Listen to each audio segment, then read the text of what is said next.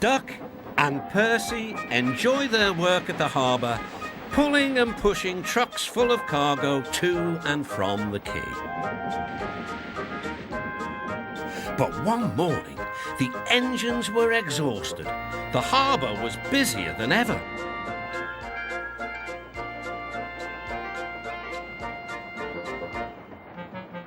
The Fat Controller promised that another engine would be found to help them.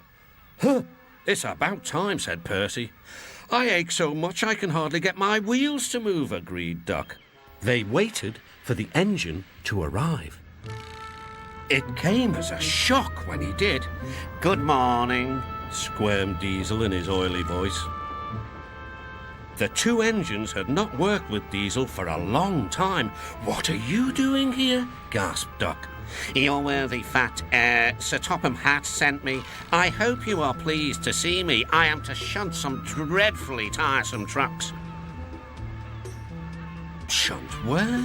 said Percy suspiciously. "Where?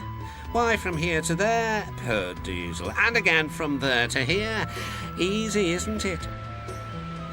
With that, Diesel, as if to make himself quite clear, bumped some trucks hard. "Woo!" screamed the trucks. "Grrr!" growled Diesel. Percy and Duck were horrified. They did not trust Diesel at all. They refused to work and would not leave their shed. The Fat Controller was enjoying his tea and ice bun when the telephone rang. "So there's trouble in the harbour yard? I'll be there right away." Diesel was working loudly and alone.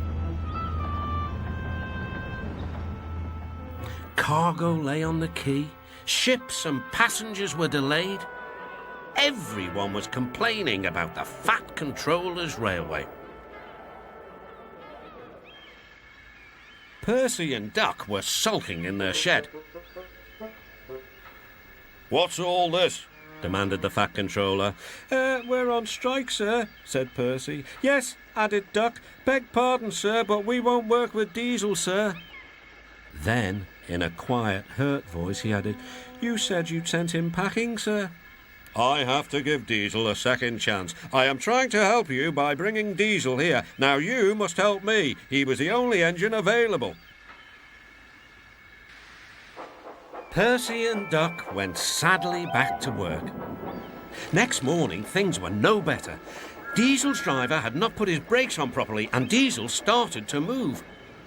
He went bump straight into Percy. Percy had an awful fright. "Wake up there, Percy," scowled Diesel. "You have work to do." He didn't even say he was sorry to Percy.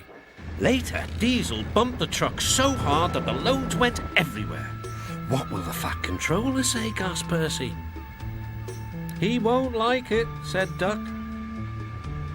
"So who's going to tell him, I wonder?" said Diesel. "Two little goody-goody telltales like you, I suppose." Percy and Duck did not want to be telltales, so they said nothing. Diesel, thinking he could get away with his bad behaviour, was ruder than ever. Next day, he was shunting trucks full of china clay. He banged the trucks hard into the buffers, but the buffers weren't secure. The silly trucks were sunk. Soon, the Fat Controller heard the news. The trucks were hoisted safely from the sea, but the clay was lost. The Fat Controller spoke severely to Diesel. "Things worked much better here before you arrived. I shall not be inviting you back.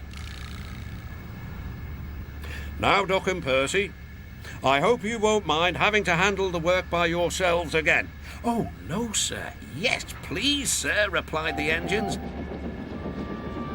Whistling cheerfully, they puffed back to work, while Diesel sulked slowly away.